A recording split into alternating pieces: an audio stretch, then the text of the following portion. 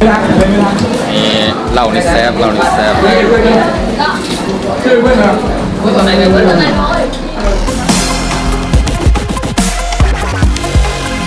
ฮัลโหลทักทายสบายดีพ่อแม่พี่น้องกิ๊กสู้สาวแต่เหนือถึงใต้โย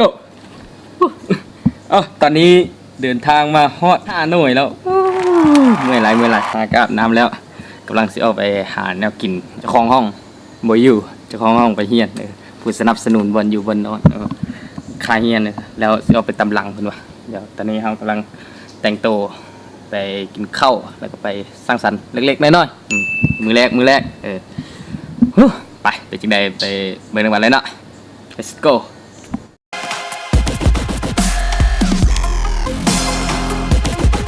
ตอนนี้มาฮาร์ดเซฟตอนนี้วันนี้บาดเจ็บได้รอมาเลยจ่ายรอมาเลยสบายอาหารมาก็อาหารมาแล้วของมักเลยเราบวกให้ใส่มะนาวเด้อ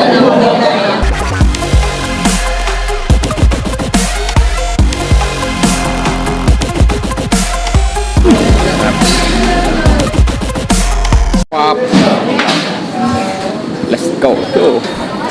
หลังจากกินข้าวแล้วทีนี้กำลังย่างเลาะไทยมูฟลินก็อิ่มแน่นยอดเลยแล้วเขาก็มาบอลนี้มาอีกแล้วบอลนี้ก่อน6 เดือนก็มาถ่ายอยู่นี่แหละ6 เดือนสถานที่นี้ก็นักท่องเที่ยวมักมาถ่ายรูปเพราะว่ามันเป็นเอกลักษณ์สถานที่หนึ่งของฮานอย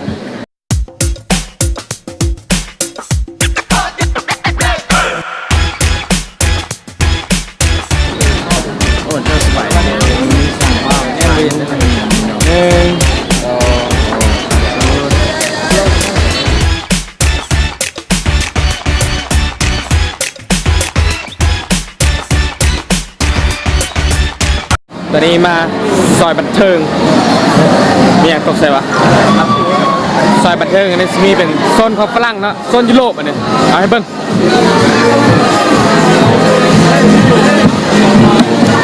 ข้างหน้านี่เป็นซอยของคนเวียดอันนี้ซอยยุโรปเที่ยวก่อนเอากลับมาแล้วเที่ยวนี้มาอีกแล้วสร้างสรรค์เล็กน้อยไปเบิ้งพร้อมกัน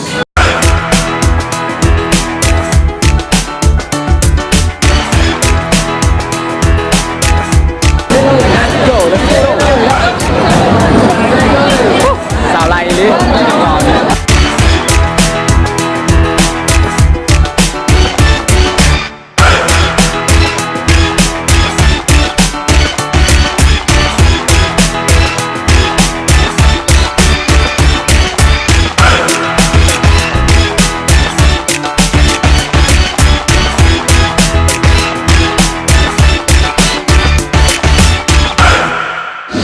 นี่เขากำลังมาคือว้าวของพิเศษ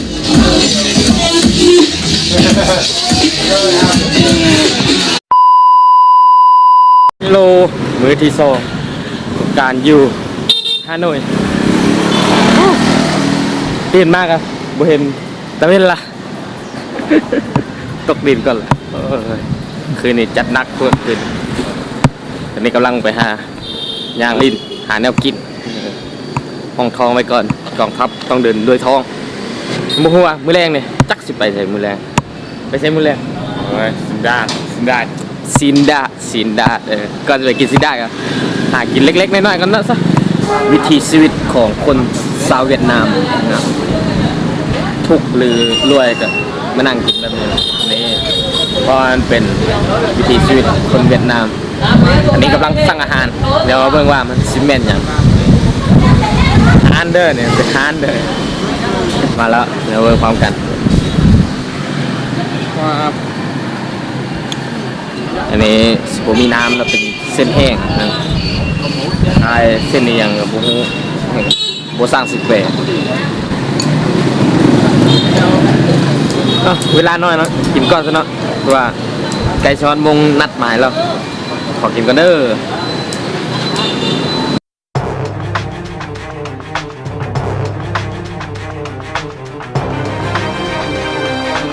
เ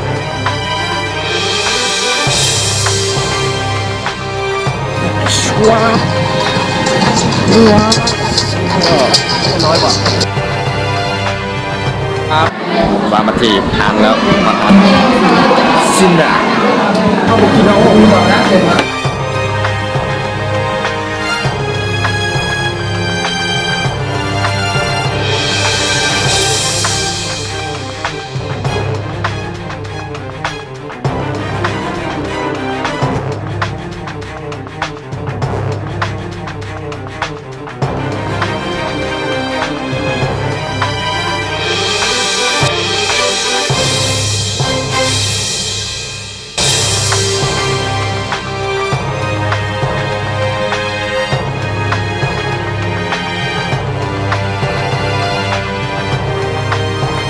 ไม่รักไม่รัก นี่เหล่านี่แซ่บเหล่านี่แซ่บ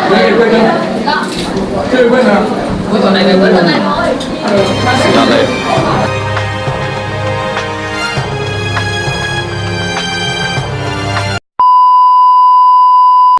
มีสามคนกันอยู่ฮานอยมาทานเก้าวันนี้แล้ว มวนแท้เว้ยมวนแท้เว้ยอันนี้เจ้าภาพใจดีดีเจ้าภาพใจใหญ่ใหญ่ ผู้สนับสนุนมันอยู่บนนอน ให้ร่ำให้รวยถือหวยตลอดไป แล้วอย่าลืมใส่หมอลำอีกที ยังเมาค้างอยู่เลยวันนี้สัตว์เหล่าเข้าไป ไปลงยูทูบแล้ว ไปลง YouTube แล้วเอาตอนนี้กินไปแล้วอาหารเล็กๆน้อยๆสถานที่น้อยแต่เป็นราคาสุดยอดเลยชีวิตคนเมืองหลวงแล้วต่อกันมาเลยเดี๋ยวไปใส่ไปเบิ่งพร้อมกันเลยไป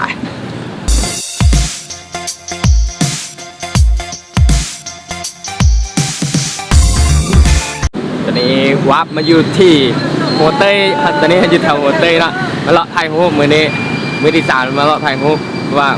แรงตอน7 โมงยังว่ามีนัดอยู่นัดไปกินเฟอเพื่อให้เซ็ตเฟอให้กินเลยนะมาฮานอยครับยังไม่ได้มีฮูปเลยหลายมีแต่ถ่ายวิดีโอมือนี้มีโอกาสมาถ่ายฮูปลินซะเนาะเลาะถ่ายฮูปมือนี้นี่ขี้เหล้าข้างหลังมันวันนี้งามนี่เข้ามาที่สถานที่สำคัญของฮานอย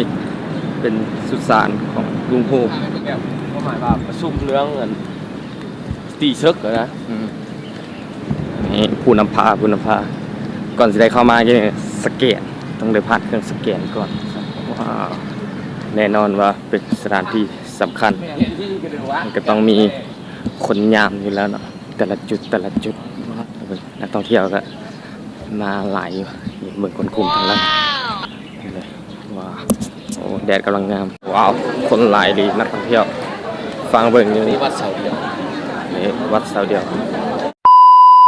ก็จะเอาบ่ให้เอากล้องถ่ายเอากะเอาโทรศัพท์ถ่ายเอาหมื่นเลยนี่กินกันแล้วHôm nay Trung Quốc nhiều lắm, Trung Quốc và Hàn Quốc này.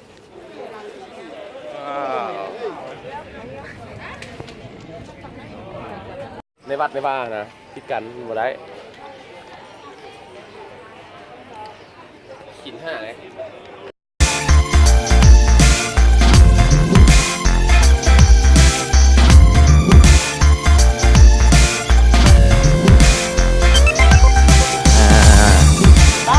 กลุ่มนักท่องเที่ยวข้างหลังนักท่องเที่ยวจีนการรัฐบาล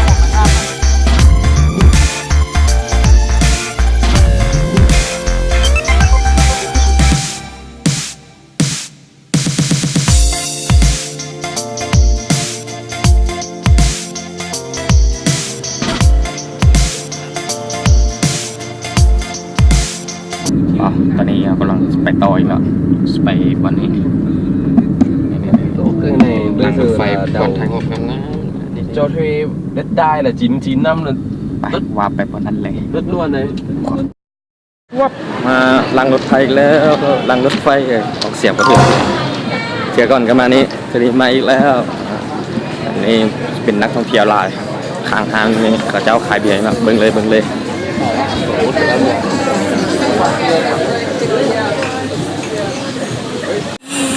ผู้สาวเบิ่งผู้สาว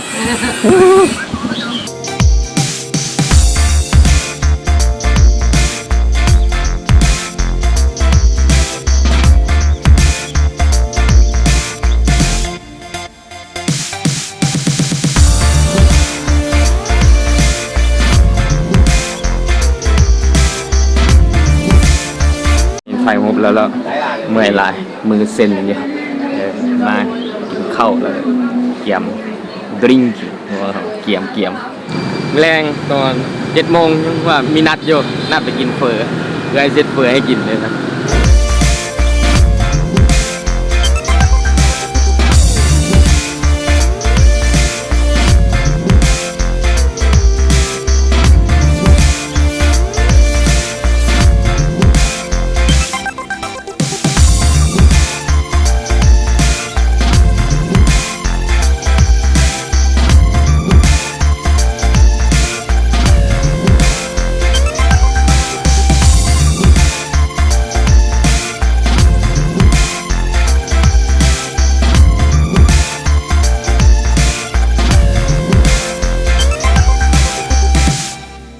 ตอนนี้กำลังเลือกฮานว่าจะไปฮานใดดี